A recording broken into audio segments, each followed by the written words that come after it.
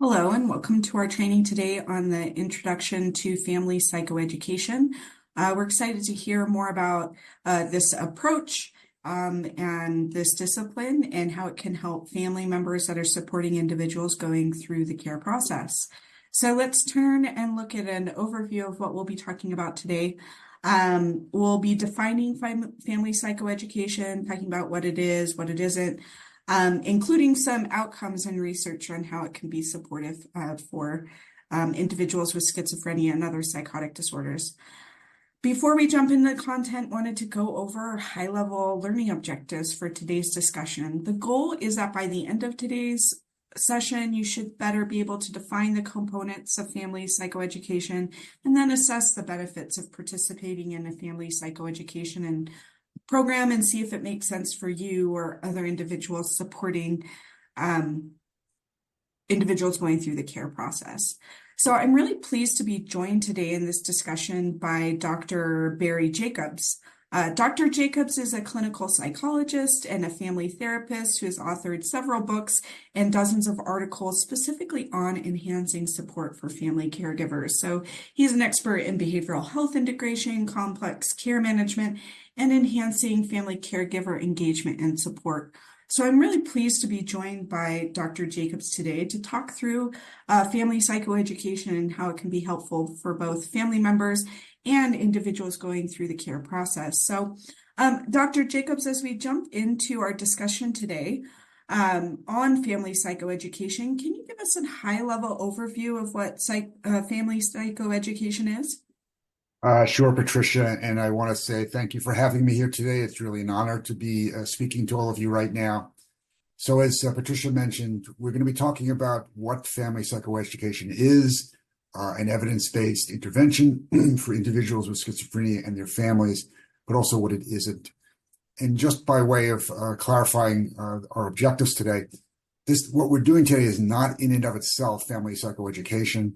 We're really just talking about what family psychoeducation is, and then making some suggestions for where you could find family psychoeducation if you feel that this would be appropriate for you. Barry, before we go into the specifics of FPE, the components of it, what it talks about, we always like to start off with contextualizing it in a person. So tell us about Sandra and what her family situation is. Sure. So this is a made-up case that we're using to help illustrate how family psychoeducation may be helpful to an individual and their family members. So all the details here are simply hypothetical. So we're saying that Sandra is a woman in her 50s. She has been diagnosed with schizophrenia, post-traumatic stress disorder, and alcohol use disorder. She is currently engaged in the care program and is on a care plan through which she's really been meeting regularly with her case manager, and where she's trying to take her medications for schizophrenia more regularly, though she's still taking them intermittently, not as regularly as we would like. She does have an apartment, and one of the things that she and her case manager are working on together is to help find her the services to help support her housing stability in that apartment so that she continues to thrive there. In terms of the hypothetical family situation, we're saying that Sandra's family is large, that she has several siblings living nearby in the next county. However, she doesn't have strong family support, and there hasn't been a good relationship between Sandra and her family for many years because of the traumatic childhood experiences that Sandra had. And frankly, she blames her family members for what she experienced. And as a result of her illness, she has fixed delusions, paranoid delusions about certain family members threatening her and being a danger to her. She has been estranged from her father for many years, and he is estranged from the family as a whole. She is in contact with her mother, and her mother feels very guilty for having not better protected Sandra when she was younger, protected her from some of the traumatic experiences that she went through. And the mother blames herself for some of the current challenges that Sandra has, as if the mother's inability to protect her is the cause of her schizophrenia. Next slide, please. So, now that we've talked about Sandra and keep her in the back of our minds, let's go into a discussion about what family psychoeducation is. So, Barry, talk to us. What is it? Well, let's first talk about what it isn't. I mean, so this is a term that you've probably heard the term psychoeducation thrown around, maybe that term in and of itself is a little confusing. We certainly know what education is. And so psychoeducation has traditionally been education about mental health disorders. So that if you have depression and you go to a doctor or you go to a therapist and they give you a website to take a look at, which will explain to you what depression is, that would be considered psychoeducation. But in this context, we're talking about something more specific. So family psychoeducation, as the slide says here, is a specific approach to helping families with schizophrenia. It's a group of structured educational and skill building sessions that involve the family and also the person living with schizophrenia, helping them work better together as partners in care. And these are sessions that are facilitated by trained practitioners.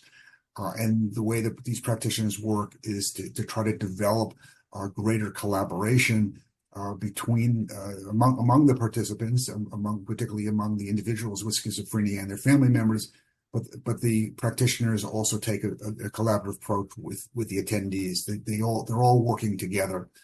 And there are several different topics that are the subject of family psychoeducation, and we'll talk more about them in a moment. But it's basically, in short, it's about how family members can better cope, how they can better communicate, and how they can better solve problems. You just talked about what it is at a high level and mentioned we'd be breaking down what family psychoeducation is. So why don't you talk us through the what, when, and who of family psychoeducation?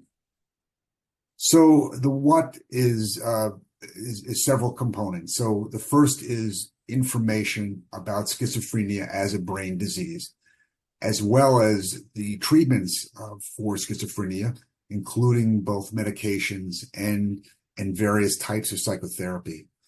And part of this is helping dispel myths about schizophrenia. Schizophrenia is a genetically based disorder. And helping people understand that it's not a weakness, it's not a moral flaw, it's not caused by some experience that people have had in their lives. Those experiences could exacerbate the expression of the disease. But schizophrenia is a brain disease, like many other diseases that human beings have that are genetically based. So that's one major component of FPE. The others include helping family members, in particular, as well as individuals with schizophrenia, build skills. So maybe the most important skill is helping them communicate to one another, and we want them to communicate with one another in positive ways, in calm ways, to express warmth rather than using maybe accusatory language, blaming, becoming harshly critical of one another, because those communication patterns, those negative communication patterns, has been found by research to exacerbate schizophrenia's course. Another skill is really just helping people solve problems. In the course of caring for someone with an illness, including schizophrenia, many problems come up, problems with the course of the disease, problem with treatments, problem with getting appointments. And for families to be able to work together with the individual with schizophrenia to solve problems will certainly reinforce that collaborative spirit. And then helping everyone involved cope better with the disease. This is a really challenging disease. And to the degree that people can face it as one, face it together, then they'll be able to better manage it over time. So it's information about the disease and skill building. And what happens is in FPE is there are a series of meetings. Each meeting has a specific topic for discussion to really go over a set curriculum.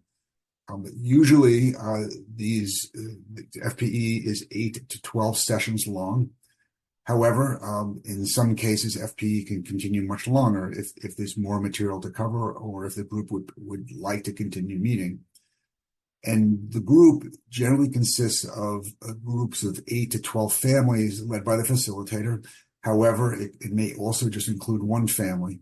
The individuals who are in recovery are invited for most or all the family sessions and hopefully will attend because we are trying to improve their understanding of the disease as well, their ability to communicate with their family clearly, and we would like the family and the individual to have practice working together on solving problems.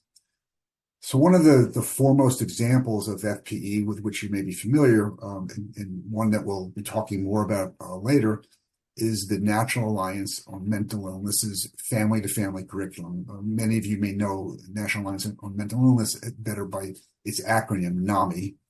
And family-to-family is a type of FPE that is an evidence-based program, and it covers all the types of topics that we were just discussing: solving problems, communicating effectively, providing support with compassion, as well as handling crises, because we all know that especially if someone is having a psychotic break, if they're facing some other type of crisis, that the way families handle those may make a difference between better supporting that individual to help them manage that crisis versus that person having to go into the hospital because they're just overwhelmed. As you mentioned, NAMI's program, and we'll be talking more about that in a moment. But as we think about these components of FPE and what they are, we can just think about how both Sandra and her family can benefit from these types of programs. You mentioned her extended family lives nearby, but they haven't really been involved in Sandra's life. They maybe have learned about schizophrenia, but through the media or through books or television, which may have a skewed message about what schizophrenia is. So it could be really helpful for her siblings and her extended family to participate and learn what it actually is and some evidence base behind it.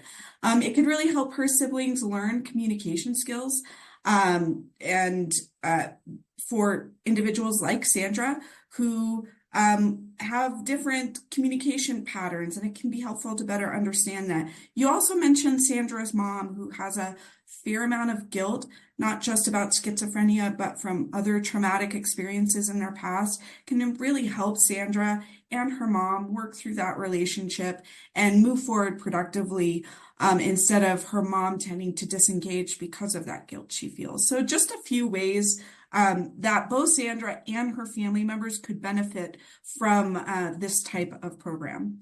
So now that we've talked about Sandra, let's talk about evidence of FPE and how we know that it can help both families and individuals living with schizophrenia. Sure, Patricia. So in 2022, some researchers looked at all the available trials, basically research studies that have been done in the last, I think, 10 years on FPE. There were 90 of them. That's a lot, and they included more than 10,000 individuals with schizophrenia, and they looked at all those results and they were able to synthesize them into what's called a meta-analysis, basically summarizing them to really determine the effectiveness of FPE. And they found it to be remarkably effective. As a matter of fact, in bold here, you can see that family interventions for individuals with schizophrenia help prevent relapse of the disease more effectively than any other intervention. And that's just extraordinary because we rely very heavily on medications to help manage the illness. But here it is, the family intervention, this FPE, maybe is as important, if not more important, in helping individuals with schizophrenia stay out of the hospital. So to look at this more specifically, FPE help reduce the rates of symptom relapse. Symptoms here we're talking about hallucinations and delusions and agitation, which may lead someone to be readmitted to a hospital. And these reductions were between 20 and 50%, which are quite extraordinary. They help the individual with schizophrenia improve their social and occupational functioning, and had a major impact on enhancing their ability, their adherence to medications, and as a consequence of that, their prognosis with the disease. So there are a lot of really documented benefits of FPE that means that this is something that we should take very seriously and really take note of it as part of an overall treatment plan for somebody with schizophrenia. So, we've talked about what family psychoeducation is, some of the components, how it could benefit Sandra, and some real evidence behind FPE as an intervention. So you've mentioned core concepts and principles underlying FPE, but I was hoping we could spend some time talking through some of those core components. Barry, we have on this slide several different core concepts and principles underlying FPE. What would you call out as some of the ones we haven't touched on yet? Sure. So if you're working on helping people have a common understanding of schizophrenia as a brain disease and a common understanding of what the effective treatments are for schizophrenia, if everybody's working from the same page on those two sets of information, then they're more likely to be able to collaborate together and support one another in working towards the goals of how do we manage this disease as best as possible? How do we help the individual with schizophrenia live as full and as productive a life as possible?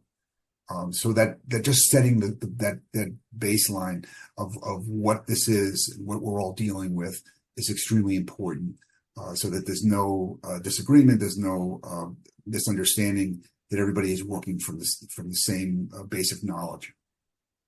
The other thing, which is a core principle, a core concept underlying FPE, is this idea that certainly people with schizophrenia have clinical needs, to help manage their hallucinations and delusions, but they also have social needs.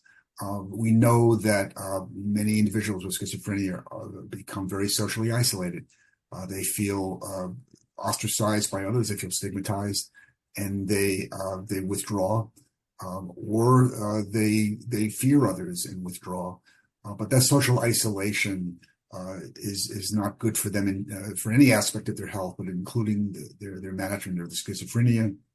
And so, if we can through FPE help families think about and work toward helping their family members with schizophrenia develop greater social connection, then that's a very important part of their overall treatment and wellness.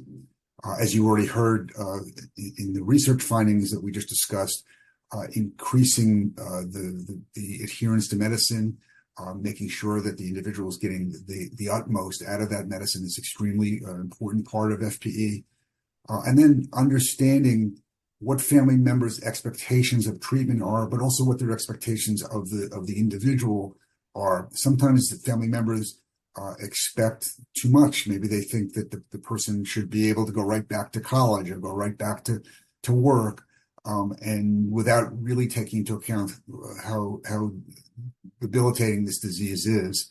And so we want family members' expectations to really be realistic and not put too much pressure on the person with the disease.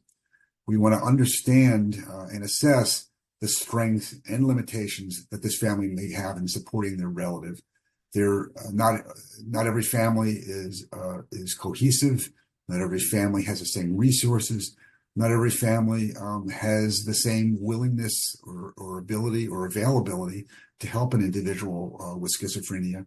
And so knowing what their strengths are, but also the limitations, will help the facilitator help the individual and family plan for what other supports they may need if the family's unable to provide them with all the support that would be ideal.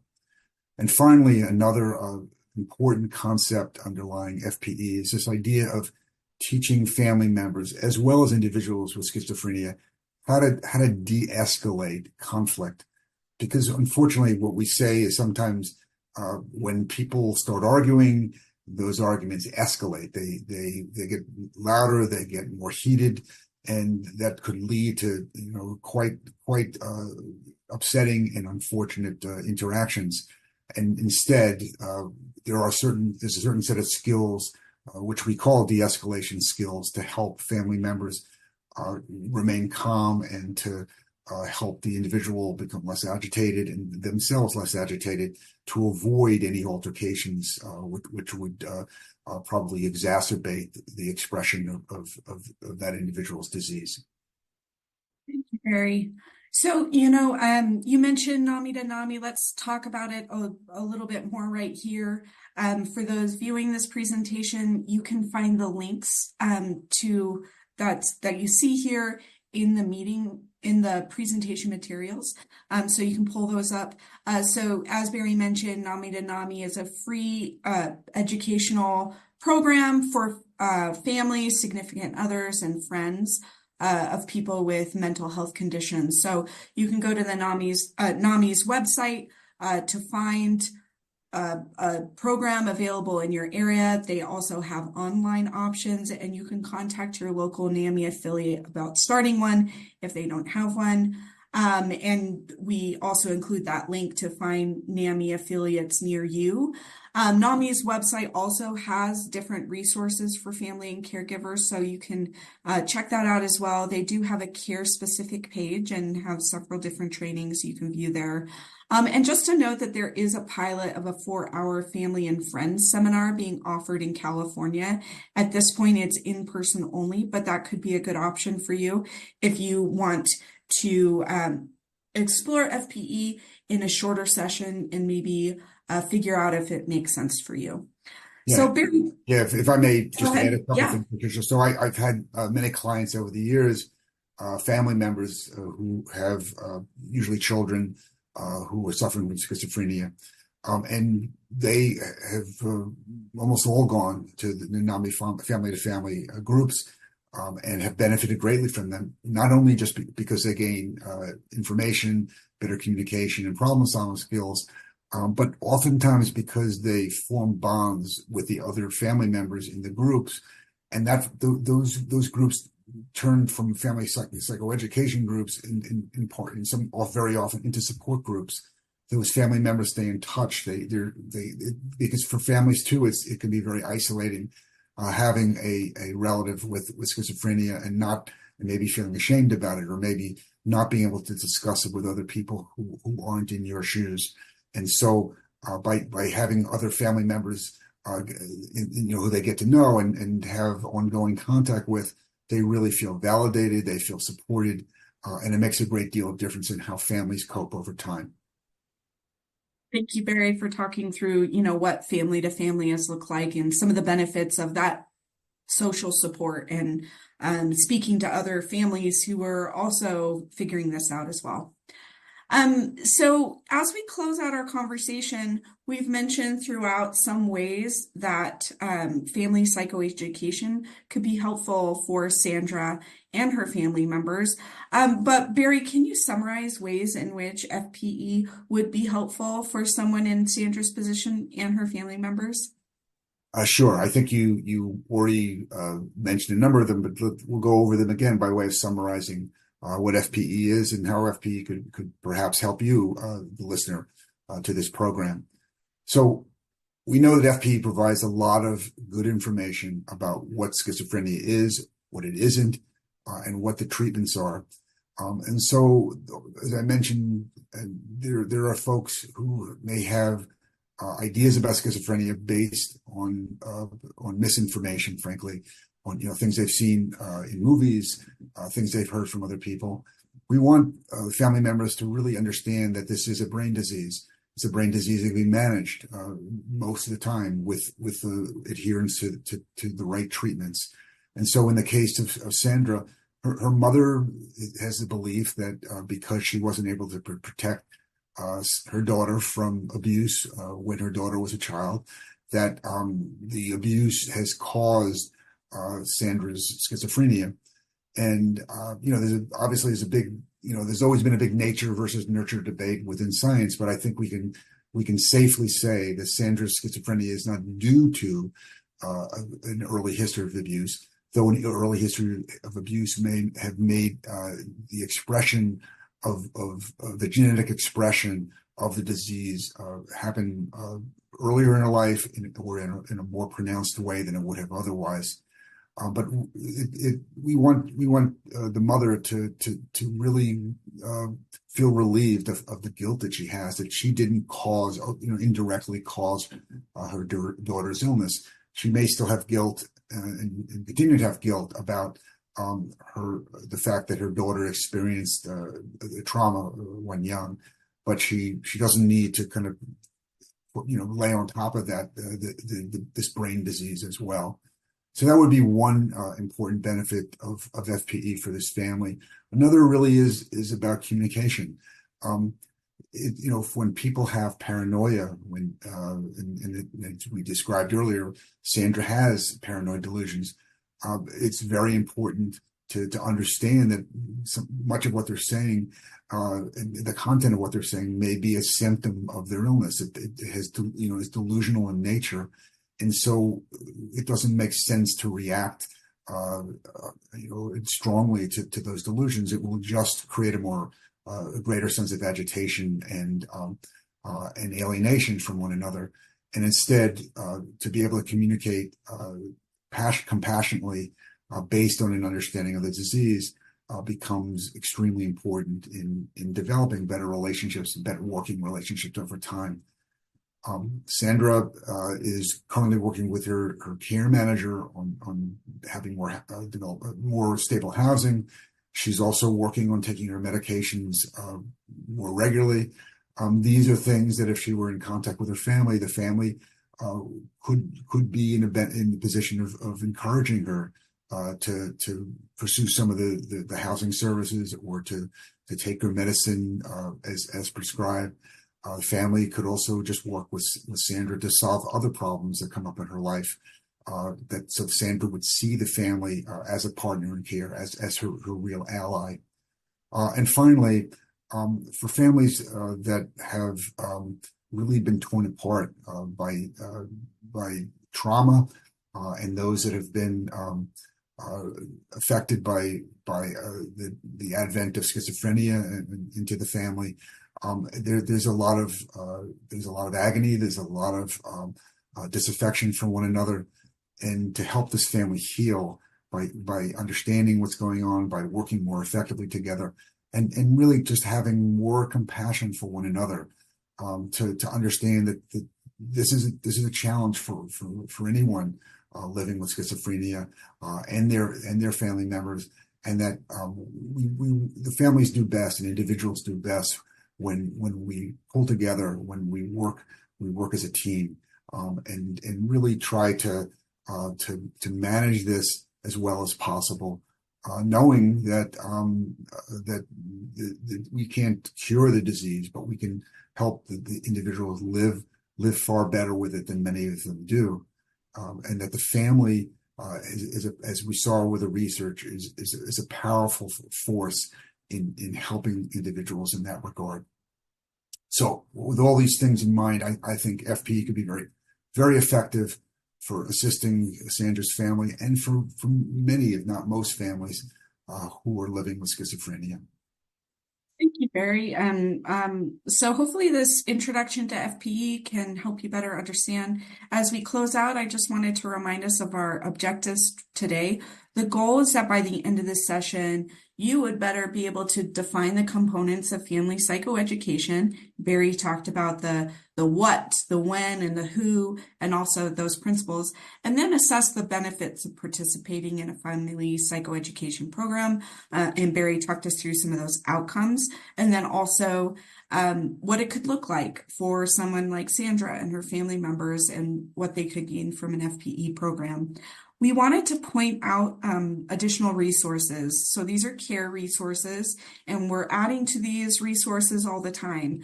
But we have a family resource guide on our website, And this includes information about the family's role in the care process, guidance on using a trauma-informed approach, and proposes some action steps for family members. We also have the Volunteer Supporter Toolkit. So some family members may participate formally in the care process as a volunteer supporter. So that toolkit can help those family members understand the process, and it includes links to trainings, briefs, and other resources to help support her in their roles. We also have a training on the role of the family in the care process if you want to better understand what that looks like for you. And then, as Barry mentioned, this session isn't FPE, it's teaching about FPE. But if you are wondering and wanting more information about these components of schizophrenia and spectrum disorders that Barry discussed, we do have some trainings meant for volunteer supporters to help provide an orientation to schizophrenia and other psychotic disorders. So again, these are linked in our training materials, and you can click on those. They're all of these resources on our website. In addition to these resources that are care specific, we wanted to share a lot of resources that we think could be helpful. So on this list, you'll see links to SAMHSA, links to NAMI California's resources, and some other things that we thought might be helpful for family members who are wanting to explore their role in supporting individuals with schizophrenia. We also link to LEAP Institute resources and Schizophrenia Psychosis Action Alliance Caregiver Toolkit, which can be helpful. So if these look interesting to you, again, these are linked in our training materials today. So we've talked about a lot of resources, but what could immediate next steps are? So we have here linked the CARE Act Resource Center, and those will include recordings of past trainings. You can also submit questions and technical assistance requests. You can also join our communications listserv if that's interesting to you. And then we've linked those trainings that we think could be helpful. So the role of the family in the care process, and then that 3-part series on serious mental illness, and can equip you with some language and some definitions to better understand schizophrenia. So there is no wrong door. So if you have a question, but you don't know where to turn, please email us. So we respond to this email address, info@careact.org, and we may not have the information, but we are happy to point you in the right direction. That can include connecting you with individuals in the county or sending you resources about petitioning or self-help centers or whatnot. So please feel free to email us and we can get you our answer. So thank you again for joining, and hopefully you have a better understanding of family psychoeducation, and please reach out with any additional questions.